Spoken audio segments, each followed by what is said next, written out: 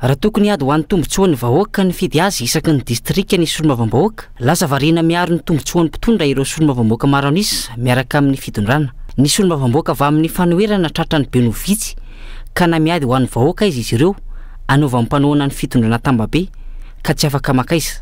Era mahita nefa fa tsy mahavany olam-bahoaka ny fitondram-panjakana, fa fampanantenana pokaty lava no betsaka. Ampiasaina araka izany ireo solombavambahoaka maro anisa anakona ny tsy fahombiazany any rajoelina ka atao betsy andraofana fotsiny ho an'ny vahoaka. Ampiasaina le majorité amin'ny Assemblée nationale.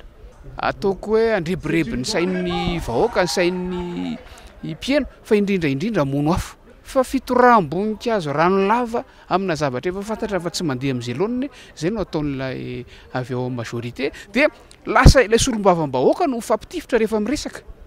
Solombavambahoaka samy solombavambahoaka. Zany hoe tsy lay androm-panjakana sy lay asa andrasana amin'ny solombavambahoaka tsony no lasa zava-dehibe, fa lasa hoe misy tena hoe mizara ny hevitry ny solombavambahoaka, eo zany le manahirana. Tsy hiaro ny tombotsoan'ny mpitondra no andrasana amin'ny solombavambahoaka, fa hitondra fitarainana sy hanatsara ny fiainam-bahoaka, indrindra ny maro anisa. Tsy mila mpitondra tsy mahavaolana ny vahoaka, ka tokony hametra-pialana rehefa tsy mahavita ny asany, fa mijalo ny vahoaka, manitra ny firenena. Fa misy ange dia nampitondra fanjakana azy, efa manaiky fa tsy mandeha ny fiainan'ny vahoaka, ny fiarin'ny vahoaka, ny sosialim-bahoaka efa tsy zary, tsisy ninina mandeha. Fa ireo olom-boafidy ireo indray no mbola miaro, nefa na ireo raha mahalala fa any aminy tsy mandeha amin'ny laoniny.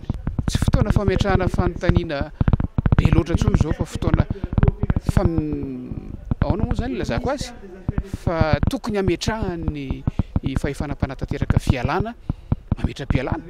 Zay no nametraka azy teo, nametraka ny lehiben'ny Governemanta, nanao sosokevitra nakany amin'ny filoha repoblika hoe tia ataovy lehiben'ny Governemanta ny antenimierampirenena. Rehefa tsy mahavita ary ny akamaroany izay miteny na ny ivelany na ao anatin'ny antenimierampirenena, rehefa tena resahana akaiky ireny olona ireny dia samy milaza fa tsy mandeha ny rara. Manjaka tokony amin'ny fifehezana sy ny fibekoana ny androm-panjakana mpanao lalàna ny fahefanam-panatanteraka raha ny zava-misy ankehitriny. Izahana fenina ihany koa ny fifanolana eo amin'ny samy mpanoana ny fitondrana, nahita izy fa misy ny ady atrano sy ny tsy fifankazahoana eo amin'izy ireo. Andrasana ny vokatra azo tsapahitanana hipakana amin'ny fiainam-bahoaka mahakasika ny fifanatrihana mivantana teo amin'ny Governemanta sy ny solombavambahoaka na overanjavony fotsiny toy ny mahazatra hatrizay.